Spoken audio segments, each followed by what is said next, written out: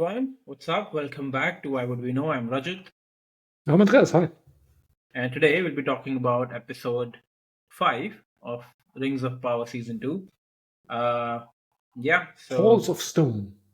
oh yeah, that's what it's called. So, yeah, we're going to talk about it and see what it has in store for us. Yeah, well, All right, let's let's do do that. that.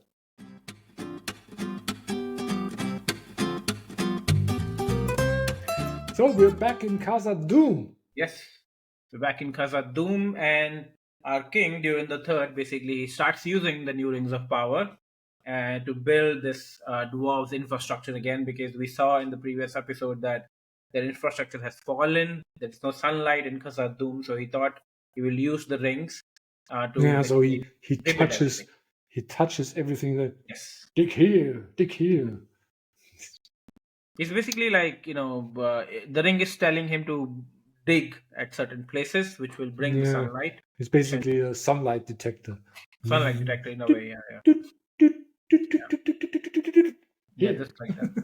So it was just like that, and then we see Disa basically, I think unintentionally reaching to that cave of some sort in Khazad-dûm, where she could hear some kind of a very old creature Oh like yeah, a she dragon. drops the ball. She drops the Is that ball. that Yes. scene where she drops Yeah. the ball? She buys a Yeah. ball, and oh yeah, this is It keeps. slapstick scene Yeah. Yeah. where Yeah. she's running through the marketplace and get away! Oh, sorry! Oh, It's like a pretty common scene in most of the movies like that, or shows like that.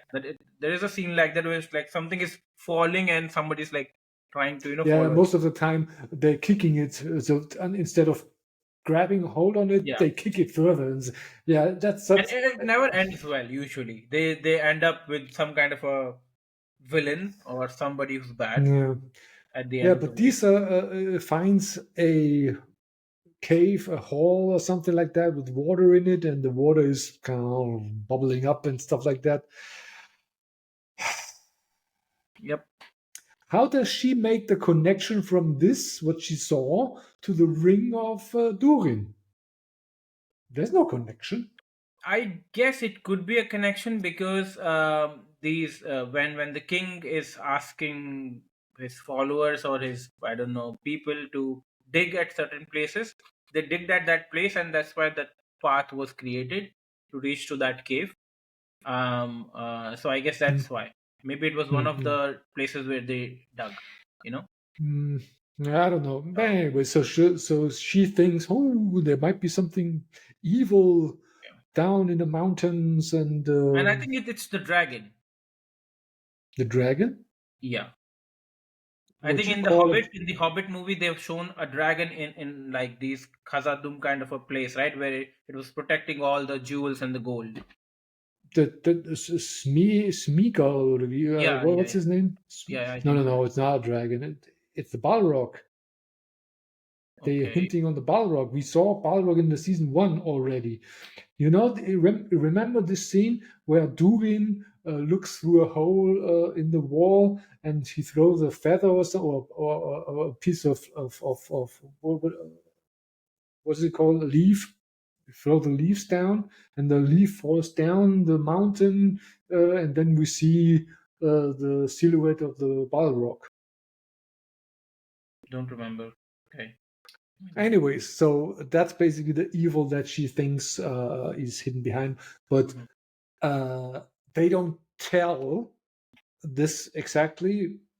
But we, as viewer, we already know about this Balrog thing because they have pushed it in our faces already. So we think, oh my god, they gotta dig up the Balrog. And as you remember in the Lord of the Rings, there's one line: "The dwarves have digged too deep." Because they awakened the Balrog.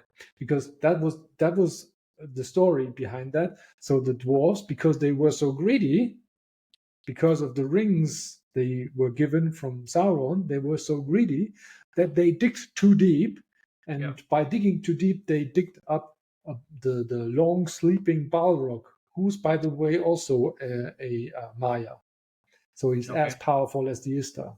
So Okay. yeah, Hmm. that's the backstory.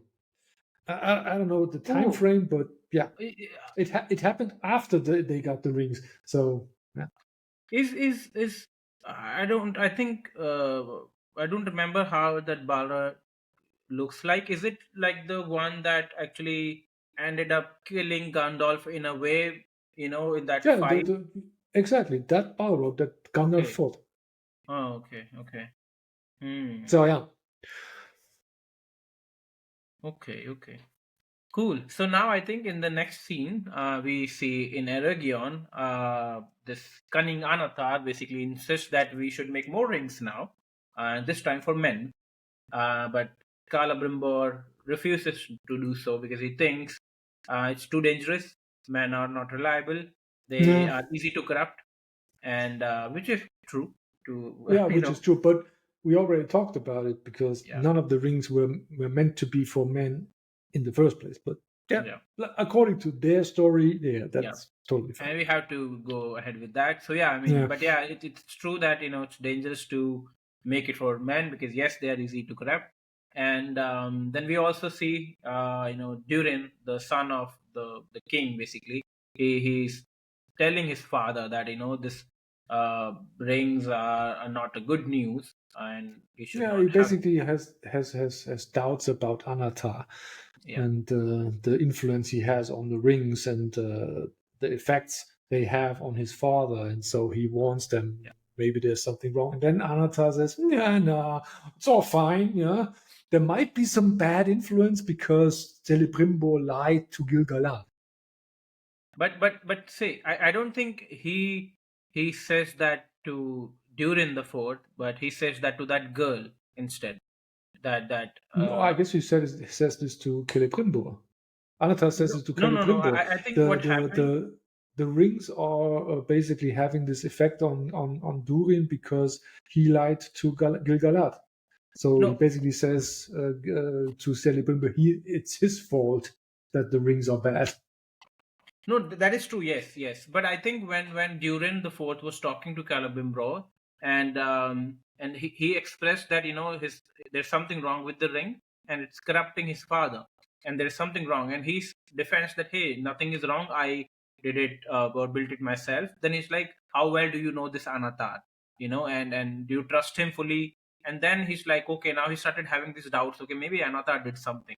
You know Mm, and then when mm. when they had this discussion, hey, something wrong with this ring, and it's like, hey, no, it's not because of me, I did not do anything, it's because of you, because you lied, you know Yeah, yeah, uh exactly. Yeah, that's it. to keep And then doing this work. then this weird scene played out where this hammer is flying around, Yeah, and everything was magnetic. yeah. And I think that was essentially the girl. I think she was Yeah, hidden somehow by yeah, doing the ring. Yeah, yeah. The elf. Nobody remembers her name. That one. yeah, even I don't remember her name. Yeah. Later on in one scene, I guess it's in the one of the next episodes. Celebrimbor is forgetting her name Yeah, as true. well. So, anyways, so yeah, she was then basically, and she saw in the realm of the invisible. She saw the true form of Sauron Yep, because she saw Anatar in his true form. That's the effect that the rings have. We yep. know that from Lord of the Rings. So she saw him in his real form, and Anatar said to her, "Oh, that was Celebrimbor that you saw. Yeah, yeah. Not me. I mean, It wasn't me." the only part about this entire story and everything, I like the actor who's portraying Sauron, and Charlie Wickers, that's his yeah, name. yeah, yeah. Yeah, he's I good. like the actor. He's doing a good job with his character. And whenever I see him deceiving people, like say telling lies or doing whatever, you know, he is justifying his character, and I like that scene all the time. Whenever he's there and I see him deceiving people, like, it looks good. That scene, and I think that's the best part about the whole show for me. Like him seeing as a Sauron and nice character building happening there. Mm.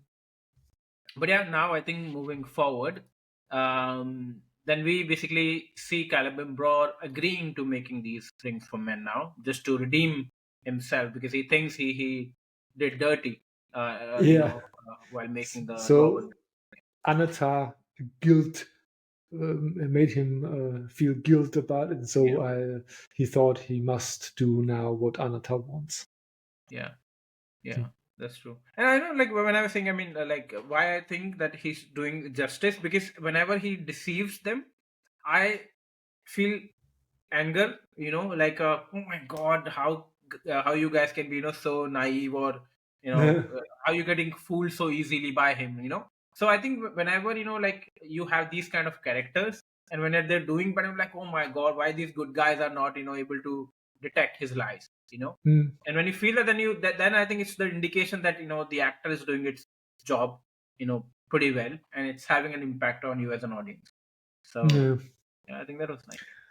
Yeah, then we go back to Numenor, right? Yes, yes. And then we basically see, Al-Farazon, the new king, basically giving his son, this task. I think his name is Kemin, Kamin. Yeah, I don't know how to pronounce it. Kemin, yeah, Kamin. Basically, a task to, capture all the loyalists in the, nation. Or, yeah. They are calling them the faithful, and it seems like they intend to say, yeah, that those are the followers of Miriel or something like yeah, the that. queen, yeah. But actually, that what that really means is, like I said, I guess I said something about it in the last episode. What happened on Oh, good. Numenor is that Yeah, Sauron basically deceived yeah. Al-Farazon Hmm. and convinced him to no longer worship the gods, the Uh, Valar, but yeah. Morgoth, his boss. Hmm. So that was way before. That was a time where Morgoth was still free, I guess, or I don't know. Anyways, and so Alfarazon then got rid of his belief in the Valar, and Elendil and his friends and his group, they were still faithful to the Valar, Yeah, and that made Elendil, yeah, because he gets captured by Farazon according to the original lore. I read it up yeah. last week, but then Elendil leaves Numenor and founded the Gondor and Arnor, where he got king and blah blah blah. And Numenor got crushed by a big wave by Iluvatar because he was fed up with the Numenoran, and so he drowned all of Numenor. That's the Mhm. story about Al-Farazon. And the reason why he left the gods was because of Sauron, who deceived him. So are you saying that the current storyline that we are seeing is already following that path of Morgoth Yeah, or something? so that's the problem that I have with that, because where's Sauron? Where's Sauron? Did we see Sauron deceive Al-Farazon in the first I mean, season? he was in Numenor, He yes, and was they in had a Numenor as discussion. Halbrand, yes, but did we see any scene where Halbrand goes to Al-Farazon and says, "Hey, you should not worship the Valar. You should worship No, Morgoth"? no, No, no, we no. did not. Otherwise, he would be revealing his identity. No, no. Yeah, right. Because then we would know, yeah, who's that guy? Why would I believe this guy, this schmuck that's So, coming here? so did Alfarazon's character so far even mentioned Morgoth? No. So No. yeah, Oh, I what should think, but happen I is think that Annatar should now go to Numenor at some time and then deceive Alfarazon. But we have seen that he's already uh, basically no longer following the real gods, the Valar. But But I we guess he we is don't in a know way, who is right? worshiping. No, Do but we for know? example, I mean, in the later episode, we are seeing, for example, that the punishment and all that, buying that they're following those Valar laws and all that, you know, I don't and know. But what they do to continue the story, his son is basically destroying the one of the temples. So that means they no longer believe in the same gods as Elendil does. So because they destroyed the temple for. I guess it's more about that he cannot stand the people who are still following the queen, because now Yeah, this yeah, that but this is the a religious eagle, thing. yeah. It's a religious thing. So they basically destroy the temple of them. Hmm. That's why they are mad at Yeah, them. And then this one person wants to rescue or save this figurine, this statue or whatever. And of course, usual bad guy trope. Yeah, lets it fall on the floor. Yeah, that was so exciting. I did not expect that. That was clear from the moment he said, "Yeah, leave this place." Oh, I want to get this statue.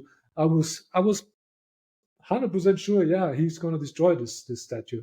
yeah, And then this ridiculous scene with Valandil. Of obviously that's the name of this guy yeah. that you thought was a son of Elendil. It's not the No, son of no, no. The Elendil. Valandi? No. Yeah, this guy that has a crush on his daughter. Yeah, And that's not the son of Elendil. Yeah, no, it's no, the of course friend not. of. Yeah. Yeah, even the daughter of Elendil is not the daughter of Elendil because Elendil doesn't have a daughter. Elendil only has two sons. Okay, so he But adopted, no, I I guess. don't know. They invented this daughter. Okay. According to the real Lord of the Rings law, Elendil has two sons and not one daughter. Anyways, Okay.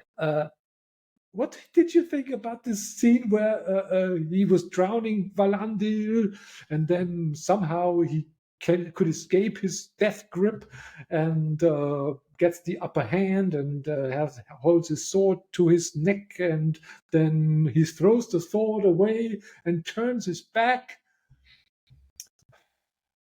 and of course he gets stabbed. Mm-mm. Okay, Well, I you mean, deserve this death. for sure. How stupid!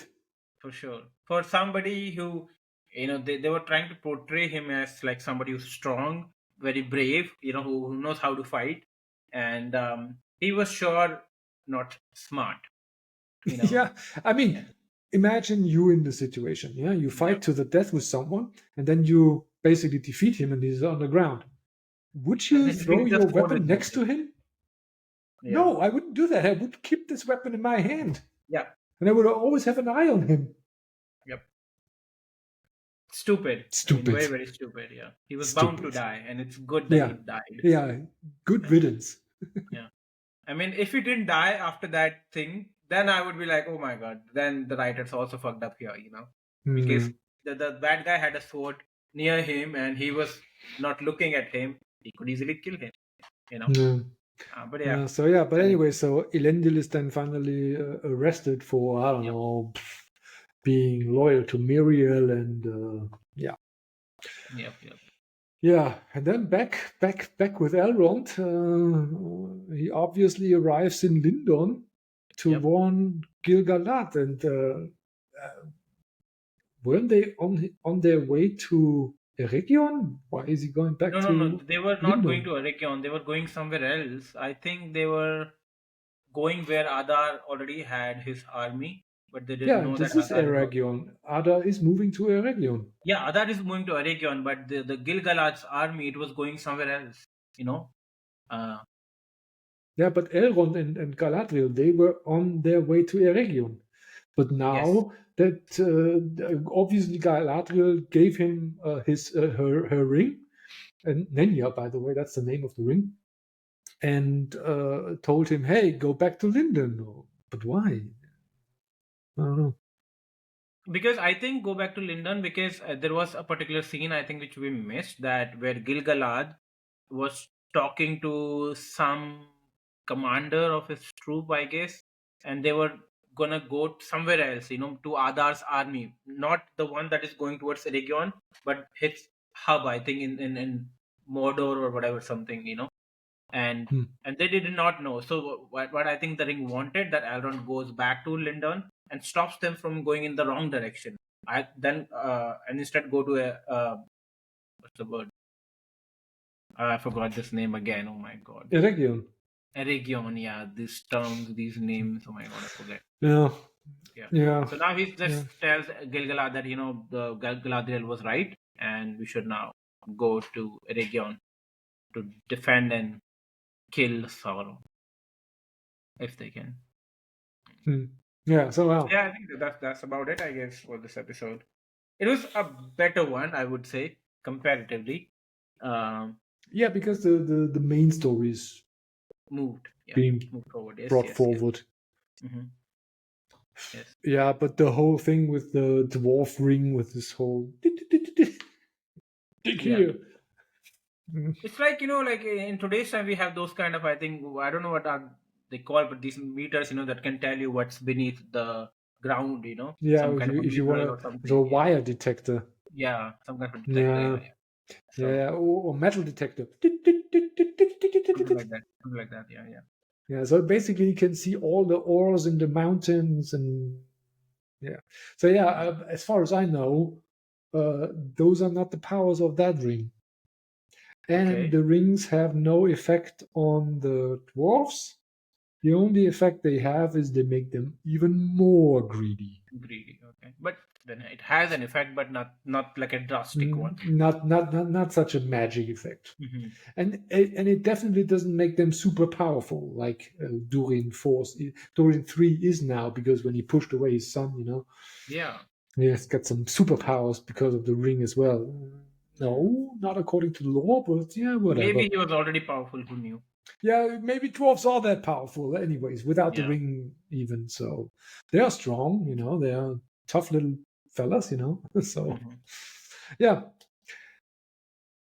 So yeah, I think, yeah, yeah, that's about it. This episode, I think, better one, better one for sure.